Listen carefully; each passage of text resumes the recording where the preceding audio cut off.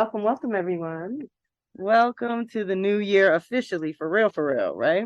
This is the season of initiation and awakening, whatever we've been dreaming about and conceiving since winter solstice. So we're starting to think about the seeds we want to plant. And whenever I talk about planting seeds, I'm always going to remind you to have extras. We want to scatter as many seeds as possible because you never know which ones are going to take, especially around your creative babies. So have a backup to the backup. Have things, some of your creative projects where you can grow legs out of them. That's what I say. I love spider. And when the light changes, you might be able to see how many spiders are actually over there. And oh my God, y'all, as soon as the altar was done and I just sat back to look at it, by the time I looked at it, the spiders had already built webs all the way around it. I love my spiders and they love me.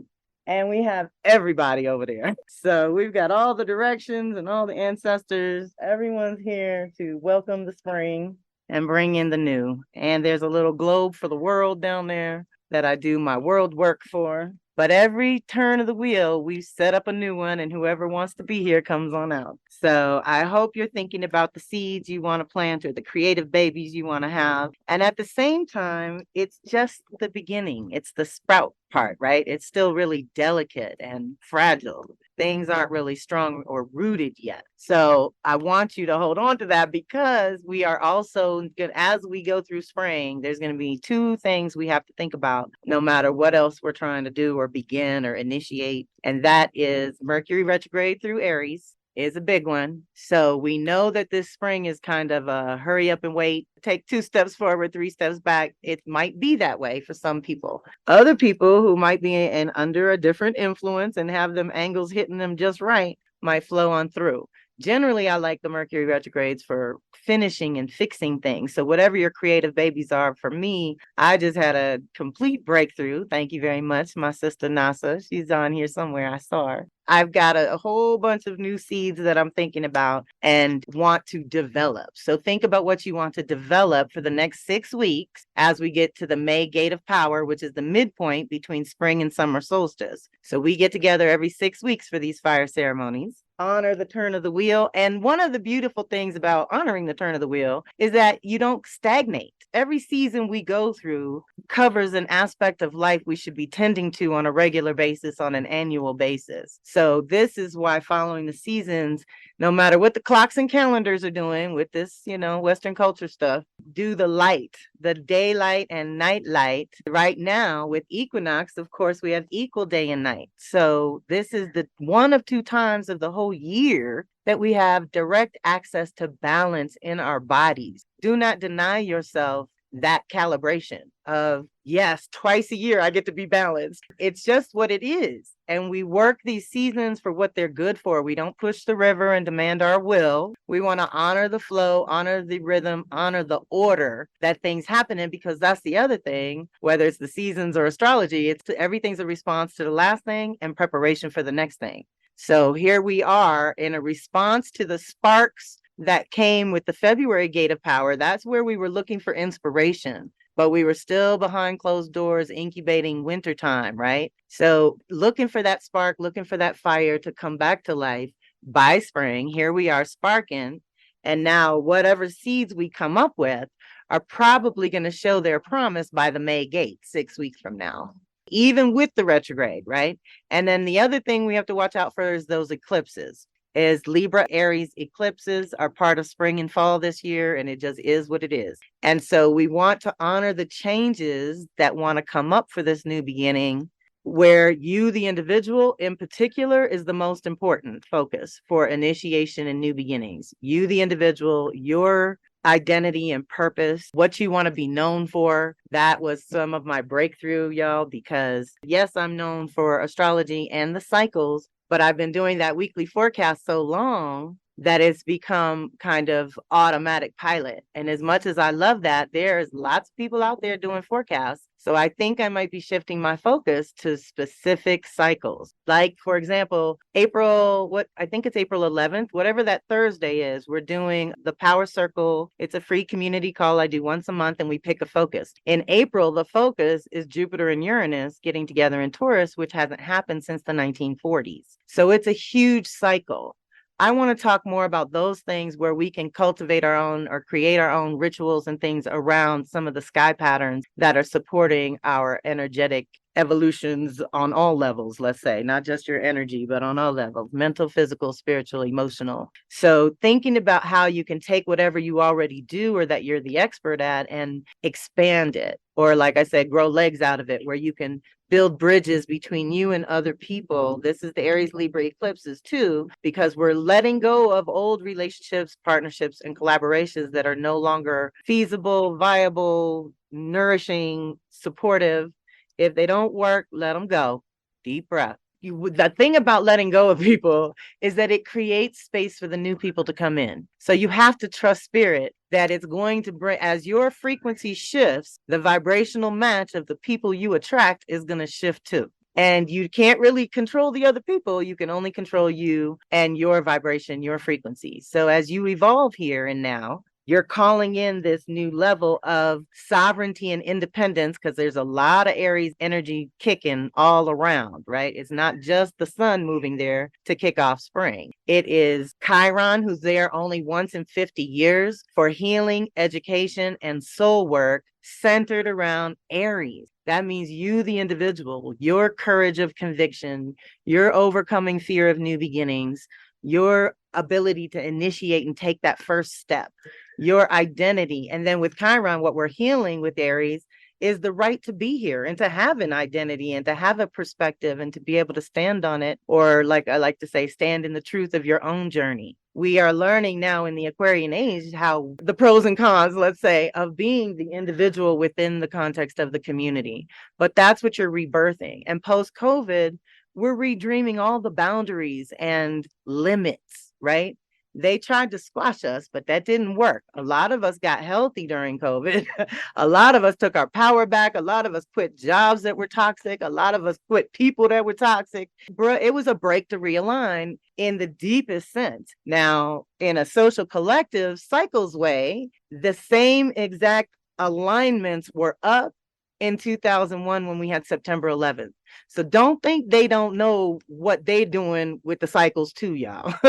So we have to do the energy work that we have to do to counterbalance all that drama, because it doesn't have to be that way. But the more responsible for yourself with Aries, I always talk about Aries because I have really strong Aries within me and a bunch of strong Aries friends that I love. And what I've learned is that if you want to be the boss or the leader or in charge and running things, that's fine. There are certain Aries that love to do that. And then there's other Aries that like to follow and let somebody else lead. And that works a little better for them. So it's just choosing what works for you, but don't choose to lead if you're not going to be responsible for that leadership. So be careful of what you agree to, especially over the next 6 weeks, because like I said, Mercury's retrograde. So you want to be able to check details and go deep within and look at what's really going on and use these eclipses. Think of terms of 10 and 20 year cycles. Okay.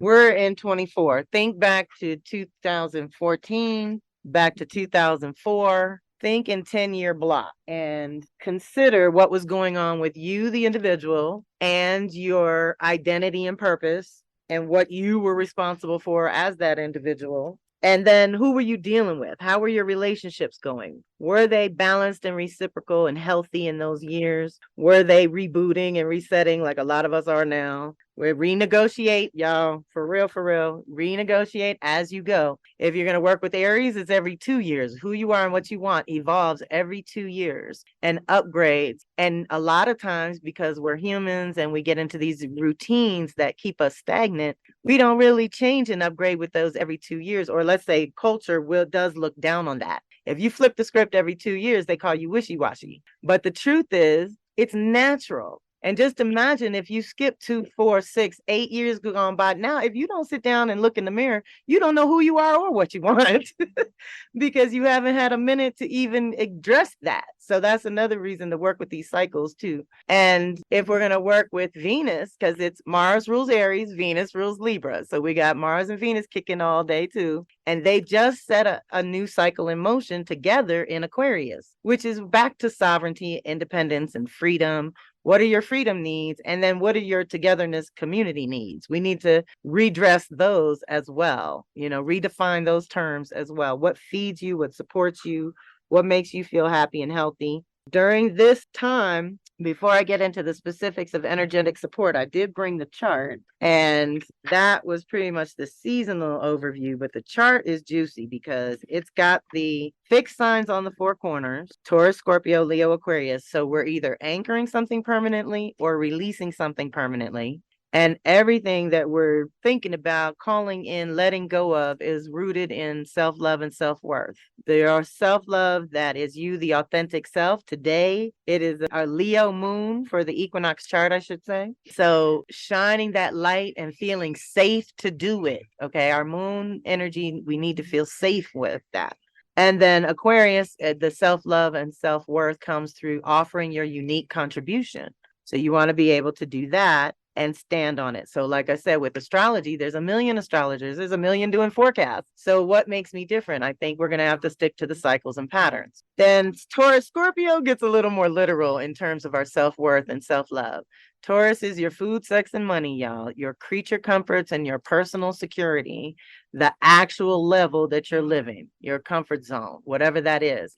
Now that needs to change and evolve too. And we just came out of the last 2 years of Taurus Scorpio eclipses, recalibrating our values and priorities, upgrading all of that, making us really, especially through COVID, because it all happened through COVID. So we got real clear on what the values were and what they were not, according to Social Collective as well. But for each of us, there's a sense of power that comes with Scorpio and a sense of creativity, or I like to think of it as the ability to really co-create your life with spirit, great spirit.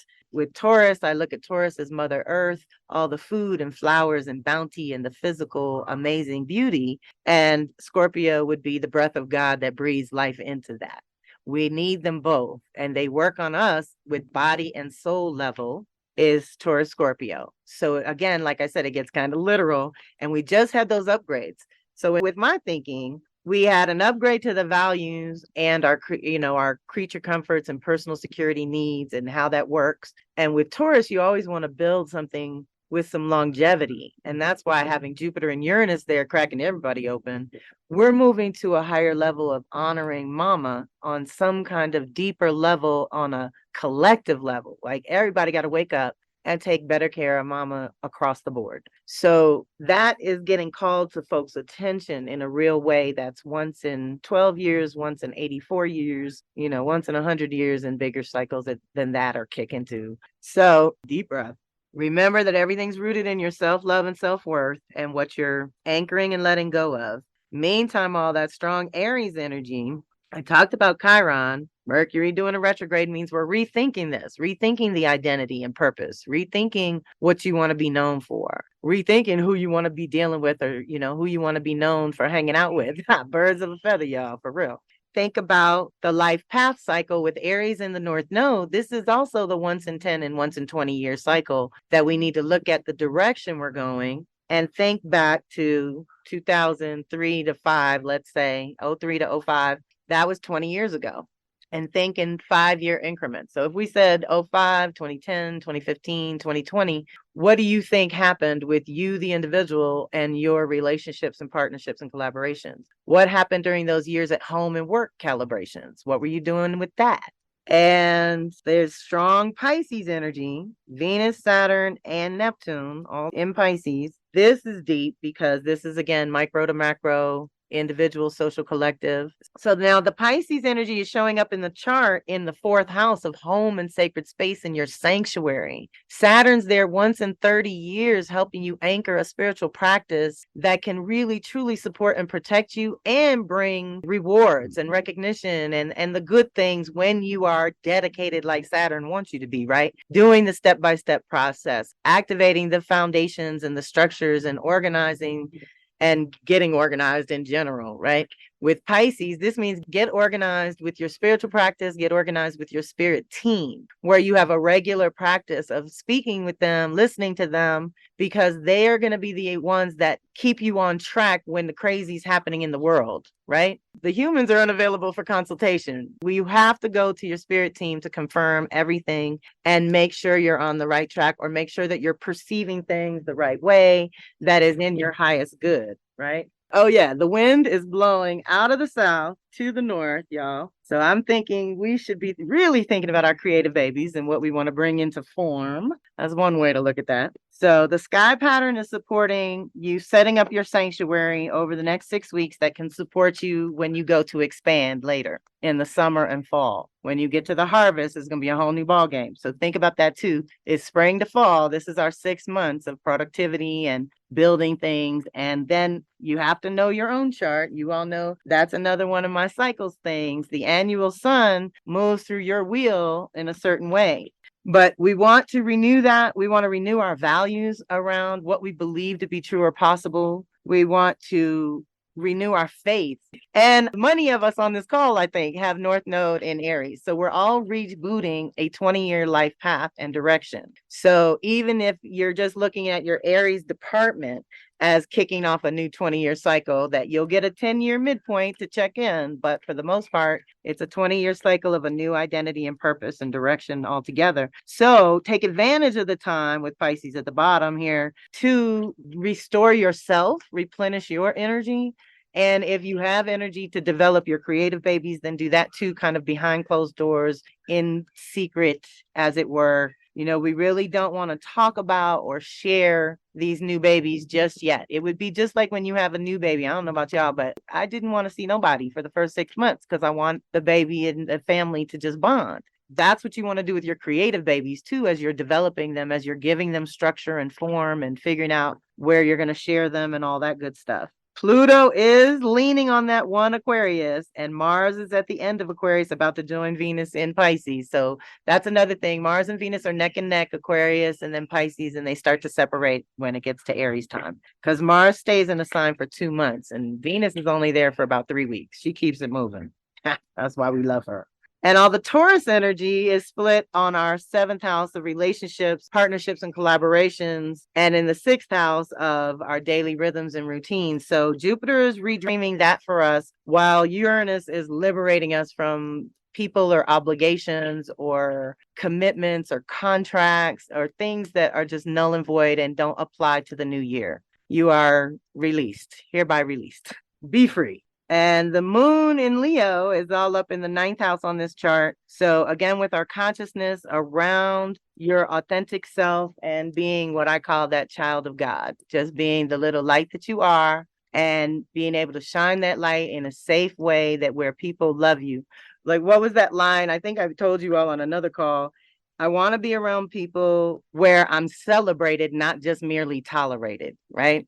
So deep breath. But for our purposes and for this 6 weeks, we're building something. You're building a new routine and rhythm that can feed and support you while you grow and expand in other ways. Like I said, there's an awakening going on in that 7th house, waking things up to, is this practical? Is this beautiful? Is this sustainable? Can we really do this together or apart, or how does it work? And then remember that too about Taurus Scorpio. Taurus represents the resources and things that you can generate and create and co-create with God. And Scorpio represents the resources that you end up having to share with other people. And that's why we say karma is involved with Scorpio. There's lots of karma around sex and money when you have strong Scorpio activated. And then some of us have generational planets there too. So then there's a whole swath of folks trying to work something out with Scorpio, which I do say is the hardest one out of the whole 12 to really master, because it is the energy of creation. And so we are creators, constantly creating something. So think about what you want to create this spring. And now we can really go to the energetic support. Like I said, the eclipse season and the lunar cycle that we're going to do is we're going to go through these Libra Aries eclipses first. The Libra full moon lunar eclipse on March 25th. What day is it? That's 5 days from now. And then April 8th is the Aries super new moon solar eclipse. So it's a super new moon. Now, when there's super moons, y'all, for those who may not know, most of the time you hear about the super full moon because that's the one everybody's looking at.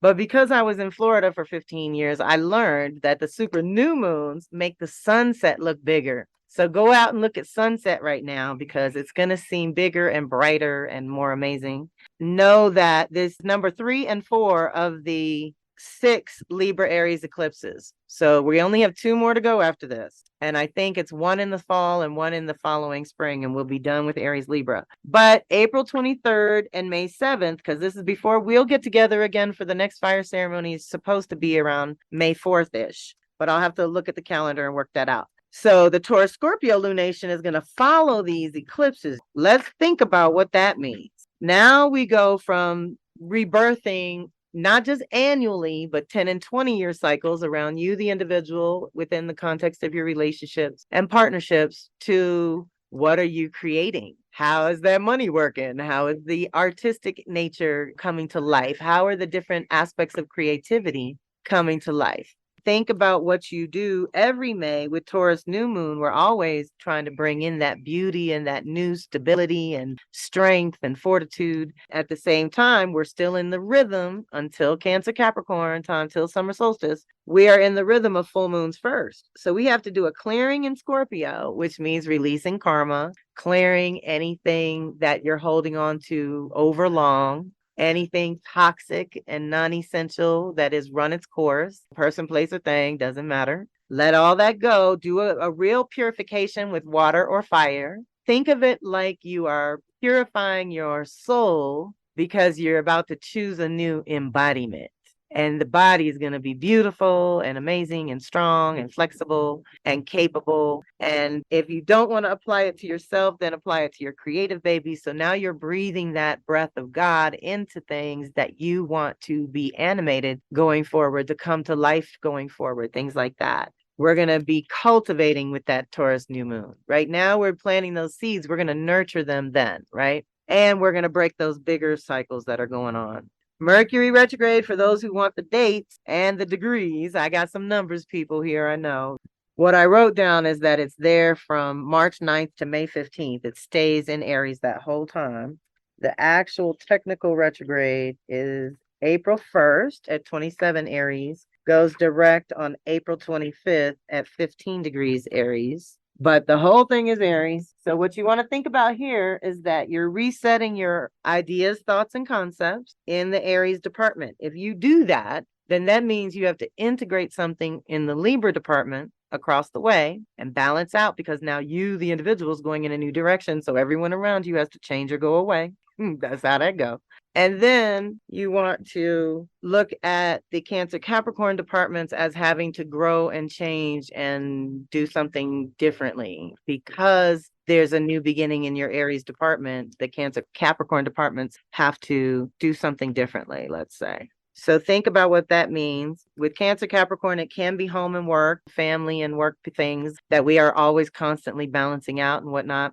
But it can also mean your quality nutrient and the things that you need to take care of yourself. Like self-care comes up in Cancer, and Capricorn is the council of grandmothers, council of elders, wisdom type of thing. So this is another way for you to look at what needs to change. So again, with getting with your spiritual practices, making sure that you're checking in with your council, like we call the chart, the sky council. The planets are our sky council. The ancestors are our council of elders and wisdom keepers. That's another Kellyism that I say a lot. I say that the ancestors are my board of directors at work, my confidants and cheerleaders when I'm creating something, and they hold me when I go to the underworld and come back reborn, right? So the ancestors are like everything. You want to consult them for different reasons in different ways at different times. But right now we would be consulting them, asking about where the new beginnings have to happen. Where do I need to take the first step? Where do I need to just begin, right? Let's not overwhelm ourselves, because Mercury is retrograde in Aries. And so I had some,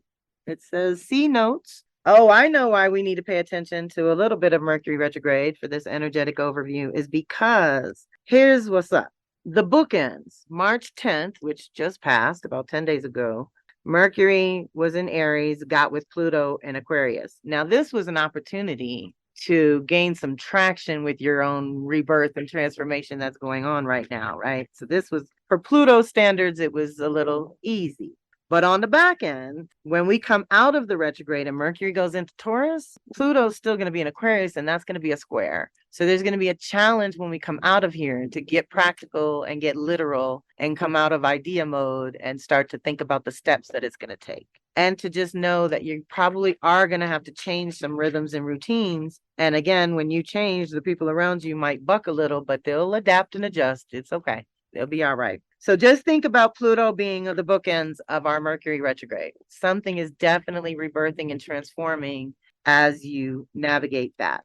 The other thing that's going to happen is every time Mercury retrogrades, it links up with the sun and starts a new 3-month cycle, essentially. So we want to call in that new self-expression, that, again, what do you want to be known for going forward, things like that. But it's also going to initiate on April 19th with Venus. This is a big one for your creative babies. So even if you're not ready to totally share everything, that might be a good prayer day on April 19th to just light a candle around your creative projects and talk to Venus, Mama Oshun, or the sacred feminine, however you see her, and ask for that guidance and support. That's all I wanted to say that was extra about the Mercury retrograde. The other thing happening, because Mars enters Pisces on March 22nd, 2 days from now, and will be there until April 30th, which basically means May 1st.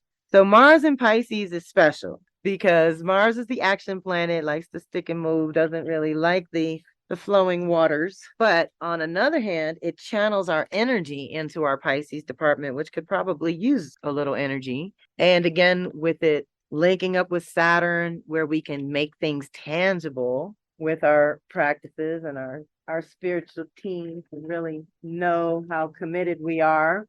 The other thing is, because the world is so crazy, I think the only way we're going to be able to get anything done is through magic and through our spirit team. And, like, I just can't even deal with the regular world to get the real things done. So I don't know, y'all. You really got to be in good contact with your team. So Mars and Pisces. Okay, so it's going to link up with Saturn. And what we got to think about here is that Saturn's only there once in 30 years. Mars is only there every 2. So we might not get a chance to anchor who you are and what you want in this real tangible way, again, for a little while in your Pisces department. So for example, my home and sacred space is ruled by Pisces. And so we say when Saturn's moving through the 4th house, it's a good time to look for property. It's a good time to try to set up your physical space and your sanctuary. So where's Pisces for you that is got Saturn anchoring things, bringing them into form, structuring, making them stable for the long-term success, the long-term rewards, or what have you?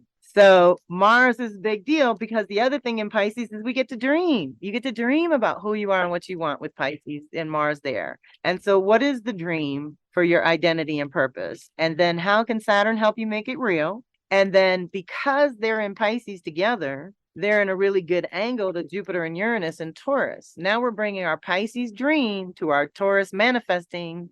Come on, y'all, we can do this. And with Jupiter expanding the vision, that's the other thing you hear Yay say all the time. We got to raise the vibe. We got to raise our frequency, raise our consciousness, cleanse that Ori. And then you go into calling the vision and what have you. Aida, when is that about Saturn? The actual date that Mars and Saturn link up is April 10th. That's the good prayer day for calling in a new vision, a new dream of reality for yourself and the social collective if you like. But use Jupiter and Uranus to liberate and free you from old ways, old patterns, old cycles, old values and priorities. The values from 2, 4, 6, 8, 10, 20 years ago, different than today. So, let's be here now and do the best we can to not live too far in the past or the future. And that could shift your reality too, because now we're talking, what are you creating? What are you manifesting with your own steam, your own two hands kind of thing, with your own creativity, expanding that realm. And then knowing that Mars, because it's in Pisces now, this is a trip too, because it hits Saturn first to initiate a new reality around who you are and what you want. That's April 10th. at the end of the month, April 28th, it links up with Neptune. So now it says see notes again. Mars. Oh yeah, the special alignment. So this is one of those times during the year where I send you back to the energetic overview and the special alignments videos and things I put up on YouTube and on my podcast channel, because I did one for Mars, Jupiter, and Venus because they all have special stuff happening. Oh my God, this is what's up. So for Mars, Mars is kind of chilling. It goes through Capricorn, and then Aquarius is a big deal because it reset the cycle with Venus. It linked up with Pluto and Venus all at the same time. So we know we rebirthed and purified and distilled back to the essence of what is the value of masculine, feminine dynamics and how they work and the balance that we need. And we can call in right now is wonderful. All of that was chilling. And now when he gets to Pisces, April is the busiest month. When I look at what Mars is up to, well, April, May, pretty much just look really busy with Mars. And it's because of that Pisces energy that it's moving through for that time. While you're redreaming that reality and everything we just talked about, Mercury's setting off the new cycle in Aries. Jupiter and Uranus are linking up for once in 100 years. All this other stuff is happening simultaneously, y'all. So as not to be overwhelmed, think about what the one thing you would like to think about or work on or develop over the next 6 weeks that you absolutely know already needs that Mars energy, but also wants to use the Mars and Pisces to dream and expand the vision on that, to use Saturn to make it real, to use Jupiter to expand the vision, and Uranus to liberate you from old ways or old confining limitations and things like that. Now, that's Mars. Venus is moving through Aries. When she's in Aries, she really is initiating all new values around you, the individual. So what do you really want and what do you really care about? And that's what this spring is rebirthing. You don't have to know today. My elders are saying we who have been in practice are being called to move into the elder roles. Right. So I'm on that cusp between mother and crone, y'all, trying to figure it out. But thank you. Thank you. I know I'm not alone. Praise God. The other thing I want to just say overall, because there's a replay for the asteroids that I did a call on the ladies. So I'm not going to talk about them, but they're super busy for this 6 weeks. So I will link that in the post-call goodies as a reminder and make it easy for you to get to it. And just know that the sacred feminine is moving with this sacred masculine energy throughout. It's so deep. And our animal guide. So now we would switch from our energetic support to the animal guide, which is eagle for the month of April primarily. We're still in whale. I don't know if you can see it, but I have a glass whale next to my Olokun statue. It's so amazing. And it used to be my grandmother. Her totem was whale. And so she had like wood, glass, porcelain, 18 million different versions of whale. The whole family got like 5 or 10 of them. That's how many she had. So whale is March medicine, but we're moving into April and that'll be eagle. So we're moving into rising above our situation, expanding our personal perspective. We're housekeeping our independence. Like I said, how much independence and freedom do you need? And how much togetherness and community and intimacy do you need? We're composting imbalanced toxic relationships, and we're seeding the new path and purpose. And then with those tools, I do have a Soul Sisters Circle, does the animal medicine. And when it comes to eagle, the prayers and affirmations will be around independence, initiation, and identity. The journal prompts are around self-preservation, your desires, and rejuvenation. And the Mad Libs are all about self-awareness, self-value, and self-knowledge. And I usually put the Mad Libs in with the spring equinox. So those tools will be in where the replay is. If you have to register to get to the replay, and there'll be some other PDFs that are really fun in there, along with the divinations and all the goodies that I'm going to share as well. So before I get into the divinations, because they were real juicy, did I hear you say earlier, Chiron is in Aries every 50 years? Yes. Everyone born from 67 to 77 has Chiron in Aries. And so it usually hits your chart around the ages 48 to 52. We call it the rainbow bridge because Chiron is the bridge between Saturn, the known and visible, and Uranus, Neptune, and Pluto, the invisible external planets, the outer planets, right? So the way that I teach this is that Jupiter and Saturn are kind of a tag team. They work together. They rule your truth and purpose. And we work with those cycles on a regular basis because they coincide with social cycles. So we all kind of overlap and work those together. But again, these are planets we can see in the sky. And so certainly with shamanic astrology, there's always rituals and things to do there that you want to think about. But Chiron brings the healing, education, and soul work that 48 to 52, that level of maturity usually calls in. And so we say that if you can get your truth and purpose together and you can get your healing, education, and soul work together, then you can get to the Uranus liberation and the Neptune connection to God and the Pluto ultimate transformation. But we have to do all these other things first because that's part of the human path and purpose that we all got to work out, right? So yes, everyone 48 to 52 goes through their Chiron return, and that's when you heal your ultimate wound, theoretically. That's when you put your pieces together and rebirth yourself your own way. With your own identity and purpose going forward. But Aries in particular, that crew has to just really be able to stand on their individuality and not hide their light under a bushel kind of thing, and to feel the right to do what you want to do. Because remember, Aries, Mars, all that's your desire, doing what you want to do. So yeah, that return is about integration and taking all, basically with the healing that Chiron brings, is supported, and the education piece is all that you go on the hunt for the cure, basically. And that's all that you learn by 50. You kind of have an idea. But I also say that 48 is a tunnel. It's kind of a dark tunnel because Jupiter, your 12-year truth and story reboots, and Venus, your values and priorities reboot at 48. So you've got all new values and you're believing all new things, and then you go right into the Chiron healing. So it's a little bit of a tunnel, 48 to 52, but everyone I've tracked that comes out of it in a positive way goes on to blossom by 55. So you have things to look forward to. Any other questions? Both fire signs. Anything for the Sag to know? Oh, yes, honey. Sag are the truth seekers and the truth sayers. And let's see, was there any Sag energy in that chart? Hold on, let me look. I don't think so. Oh, who's there is the ladies. I think Pallas is there. So again, we're rewiring what we believe to be true or possible, which is Sag's realm. I would just say to be using your filter questions for Sag is this relevant? Is this useful? Is this real or a perception? Is this a blind spot or a hidden potential? Sag wants to tell a story. What's your new story for the year that you're birthing at this time? We all can claim a new story. Happy spring, new story time. Yeah, Pallas and Sag in the first house. So we're definitely calling in the wisdom and the healing capacity of Sagittarius. That is what you believe to be true or possible, essentially. So, yay. And I do have a Sag rising. Oh, and the fire just popped big time, y'all. That means spirit is with us. Oh my goodness.